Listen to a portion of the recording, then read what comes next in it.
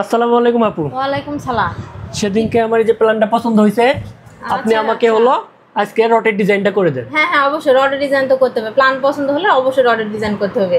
কিন্তু চারতলার উপরে করব না। হ্যাঁ হ্যাঁ, আমি মাঝের যে বিমগুলো থাকবে এগুলোতে 6টা করে, মানে 6টা করে রড দিব 12 মিলি। বিম বলতে মানে কলামগুলো? হ্যাঁ, কলামগুলোতে 6টা করে রড দিব আর সাইডের গুলোতে 4টা করে দিব। এভাবে আমি চারতলা পর্যন্ত করব, এর উপর কিন্তু করব না। 12 মিলি রড দিয়ে তো আসলে চারতলা বিল্ডিং তো করা সম্ভব না, মানে একটা লোড ক্যালকুলেশনের বিষয় আছে। আর আমরা প্রত্যেকটা কলাম আমরা লোড ক্যালকুলেশন করব, করে যে কলামে যতটুকু লোড আসবে সেই অনুযায়ী আমরা কলাম বসাবো। তো আপনাকে তো অবশ্যই 16 মিলি রড দিতে হবে। 12 মিলি রড দিয়ে তাহলে আপনি একটা কাজ করেন, 16 মিলিগুলো সবগুলোতে 4টা করে দিয়ে দেন, এভাবে করে দেন। না না, 16 মিলি মানে 4টা কি দিয়ে কিভাবে হবে? আসলে তো এভাবে না, আপনি করে দেন। আমাদের আশেপাশে তো অনেক বিল্ডিং আছে, কোনো বিল্ডিং তো এখনো ভূমিকম্পে তো ভেঙে পড়েনি বা কোনো কিছু তো ক্ষতিগ্রস্ত হয়নি। আমরা দেখতেছি আমাদের এলাকাতে অনেক বিল্ডিং আছে এরকম। না না, এতদিন ভূমিকম্প হয়নি ঠিক আছে, কিন্তু তো ভূমিকম্প যে হবে না তার তো কোনো গ্যারান্টি না। আর তো 4টা করে রড দিয়ে তো মানে হবেই না বিল্ডিং, মানে 4টা করে 16 মিলি রড দিয়ে কিভাবে সম্ভব? মানে তো এভাবে তো বিল্ডিং আসলে হয় না। আপনি করে দেন, এটা আমার বিল্ডিং, দায়িত্ব ভারও আমার। কোনো কিছু হলে আমি লিখিত দেবো আপনার কাছে, আমারটা আমি বুঝবো, আপনি আমাকে শুধু করে দেন। না না, লিখিত দিলেও তো মানে আমাদের একটা মানে মান সম্মানের বিষয় আছে, আমরা তো আসলে এভাবে করতে পারবো না। আপনাকে আমি প্রপারলি ডিজাইন করে দিব, আপনি মানে নিজে নিজে মানে আপনি কাটাই ছাটাই করে নিন, এতে আমার কোনো মানে দায়ভার থাকবে না। কিন্তু আমি এভাবে মানে আমি তো কোনো ডকুমেন্ট আপনাকে দিতে পারবো না, কারণ এখানে আমার মান সম্মান জড়িয়ে আছে, তাই না? আমি মানে 16 মিলি রড 4টা করে আসলে এভাবে তো মানে আপনার বিল্ডিংই টিকবে না, মানে থাকবেই না।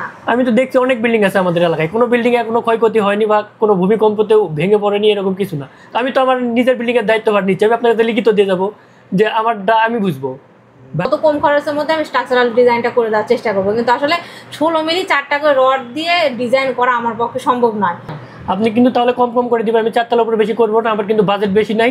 আপনি যত অল্পের মধ্যে আমাকে করে দিবেন সেটাই আমার জন্য আর কি ভালো। হ্যাঁ হ্যাঁ, এটাই বেটার হয় যে সব প্রত্যেকটা লোড ধরে যেখানে যেটা আমার রড আসবে আমি চাইবো যে আপনার যেন খুব বেশি খরচ না হয়, আনুষঙ্গিক যে খরচগুলো হয় এগুলো যেন না হয়। এই অনুযায়ী আমি চেষ্টা করে আপনার দিব। আপনি আসে ডিজাইনটা আসে দেখে যান, তারপর আপনি 2-1 মানুষকে দেখায়েন, তারপরে এসে বলেন যে আপা আমি পারতেছি না, তখন আপনি বলেন।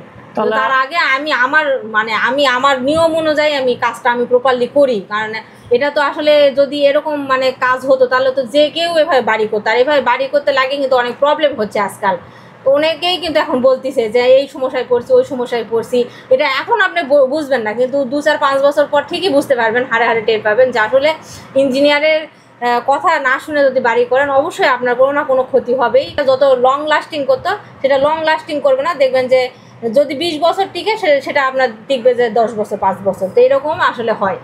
আচ্ছা ঠিক আছে আপা, তাহলে আমার এই প্ল্যানই ফাইনাল, আপনি এটাতেই করেন, আমি এই কাজটাই নিব আর কি। কিন্তু খুব অল্প কম খরচের মধ্যে করবেন, যেন আমার বাজেটের মধ্যে যেন আমি নিতে পারি। অবশ্যই অবশ্যই, ঠিক আছে। অতিরিক্ত কোনো রডই লাগবে না, যেটা হিসাবে আসবে সেই রডই আমি দিব। আচ্ছা আপা, ঠিক আছে, চেষ্টা করব। আচ্ছা তাহলে চা খায় যান, বসেন। ঠিক আছে আপা।